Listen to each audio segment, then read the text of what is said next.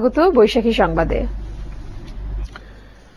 দেশে দারিদ্র্য কমলেও আয় বৈষম্য বাড়ছে বলে জানালেন অর্থমন্ত্রী আবুল মাল আব্দুল মুহিত। তিনি বলেন, কাঙ্ক্ষিত প্রবৃদ্ধি অর্জনে সরকার গ্রামীণ অর্থনীতির উন্নয়ন, সামাজিক নিরাপত্তা বাড়ানো ও আয় বৈষম্য কমানোর ব্যাপারে মনোযোগ দিয়েছে। বিকেলে রাজধানীর বনানীতে বইয়ের মোড়ক উন্মোচন অনুষ্ঠানে এসব কথা বলেন অর্থমন্ত্রী।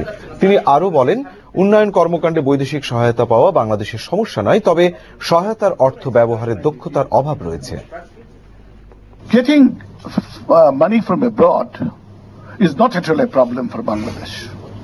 In fact, the amount of money that we have been able to get quoted in these years, we can't make further moves because our implementation capacity, it is improving, but it needs to be improved.